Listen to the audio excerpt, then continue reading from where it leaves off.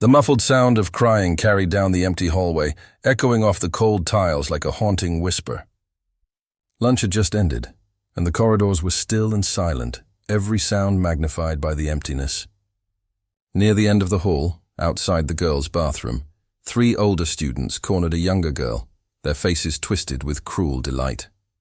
Their laughter was soft but sharp, slicing through the still air. The smallest of the group, her back pressed to the wall, tried to step aside, clutching her books against her chest. But they didn't stop at taunts. Rough hands grabbed her wrists and pulled her forward, dragging her through the bathroom door as her books scattered across the floor. The sound of paper hitting tile echoed for a moment, then faded beneath the slam of the closing door. She stumbled, one shoe slipping, the strap of her backpack tearing under the strain. Her voice shook when she managed to whisper a plea, begging them to stop, to just let her go. But the older girls only laughed harder, their amusement feeding on her fear. One twisted her arm cruelly, while another pushed her toward the far stall. It was a ritual they had repeated many times: trap, humiliate, leave her trembling and alone. But none of them knew that just a few hallways away, in the gymnasium, a very different kind of noise filled the air. Inside the gym, the sound of heavy boots and shouted commands echoed through the space. Sergeant Daniel Rios, head of the city's tactical response unit, was leading a live training exercise for his SWAT team. He barked orders with precision and focus, his voice calm but firm as he guided his men through a simulated hostage rescue scenario. The principal had invited the unit to train at the school to reassure teachers and parents about safety measures. For Daniel, it was another routine day, one of many spent wearing body armor, clearing rooms, and practicing control in chaos. What he didn't know was that, at that very moment, his daughter was living through her own nightmare only a few walls away. Sofia Rios, the quiet, artistic daughter he adored, was the girl no one noticed until someone wanted to hurt her. Petite and soft-spoken, she spent her free time sketching in corners, her pencil her only voice. To her classmates, she was invisible, except to the few who found her silence amusing to exploit. The bullying had begun quietly months ago. It started with whispers in the cafeteria, then came the casual insults, the mocking laughter, and finally the shoves that knocked her books from her hands. Teachers rarely noticed or pretended not to, and Sophia endured it in silence. She didn't want to cause trouble for her father, the man she loved most, who already carried so much responsibility. After her mother's death when Sophia was 8, Daniel had raised her alone. His world was built around long hours, emergency calls, and the constant tension of a job that didn't end when he clocked out. Yet at home he was gentle, always trying to bring a smile to her face after long shifts. He never imagined that while he fought danger in the streets, his daughter faced it in the hallways of her own school. That Wednesday afternoon began like any other. Sophia sat alone at her usual lunch table, quietly eating the sandwich her father had made early that morning. She was halfway through a sketch of a bird in flight when a familiar snicker broke her concentration. Jasmine, the self-declared queen of their grade, leaned over the table, her shadow falling across Sophia's notebook. Behind her stood Maya and Brooke, their arms crossed, faces smug with shared cruelty. "Nice drawing," Jasmine sneered. "Looks like a kindergartner did it." Sophia didn't respond. She simply closed her notebook and tried to focus on her lunch, pretending not to hear. But Jasmine reached over and snatched it from her hands.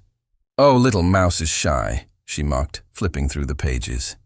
Sophia's soft voice came out barely above a whisper as she said, "Please, give it back." Maya leaned closer, her tone dripping with fake sweetness as she added, "Or what? You gonna squeak at us?" The table erupted in laughter. Then Jasmine's expression shifted, her amusement hardening into something darker. "Come with us, Mouse," she said. "We have a surprise for you." Sophia's heart sank. She knew what that meant. Before she could react, Brooke and Maya each grabbed one of her arms and pulled her up from the bench. Students saw but looked away, pretending not to notice. The sound of their shoes echoed down the empty hallway as they dragged her toward the bathroom. Sophia struggled weakly, whispering, "Please, I didn't do anything." Brooke sneered without looking at her. "You exist." "That's enough." The door slammed open and they shoved her inside.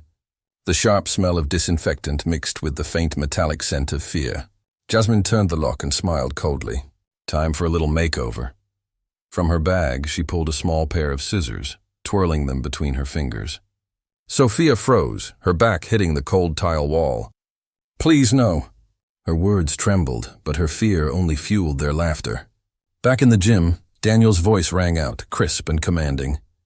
"Breach! Clear left! Secure the hostage!"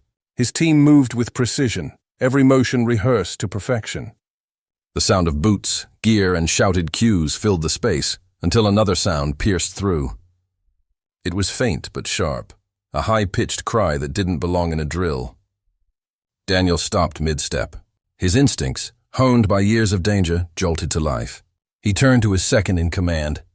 "You hear that?" The man nodded, eyes narrowing. "Bathroom wing." Daniel didn't hesitate. His team moved swiftly, their movements quiet and controlled, like shadows slicing through the halls. Daniel's pulse pounded, not from exertion but from a cold, growing fear deep in his gut. He didn't yet know why, but something inside him whispered that this was personal. In the bathroom, Jasmine and her friends had cornered Sophia near the sinks.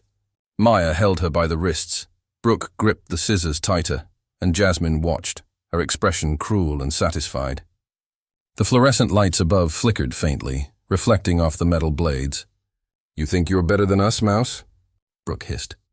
Sophia shook her head desperately, tears streaking her face. "No, please, I didn't." The rest of her plea was cut off by a thunderous crash. The door burst open, slamming against the wall. The sound was followed by the heavy tread of boots.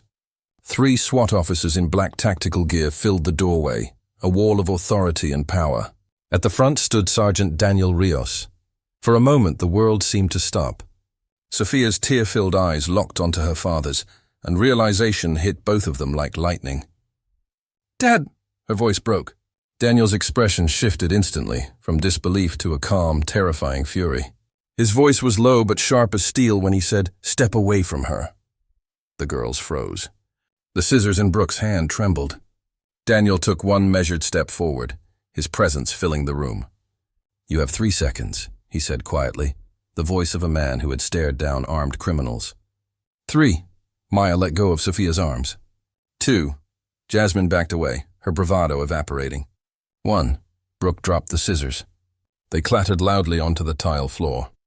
Daniel crossed the space in 2 strides, placing himself between his daughter and her tormentors. He put an arm protectively around Sophia, holding her close as his team moved in to escort the girls out. Outside, the school's security officer was waiting, ready to take them. The bullies, once fearless, now wept as they were led away down the hall, the weight of their actions finally sinking in. Sophia pressed her face against her father's vest, sobbing softly, her small frame trembling.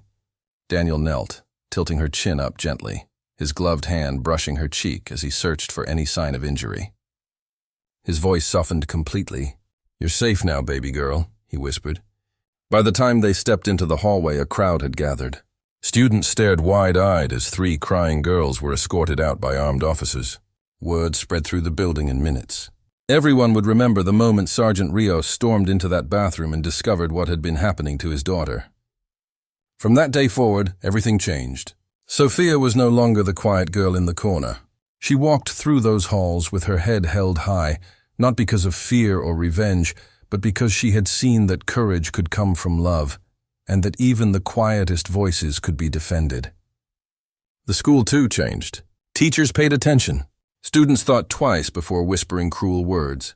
The day had started as an ordinary Wednesday, but it ended as a lesson none of them would forget. And for Sergeant Daniel Rios, it was a reminder that the bravest battles aren't always fought with weapons. They're fought for the people we love most.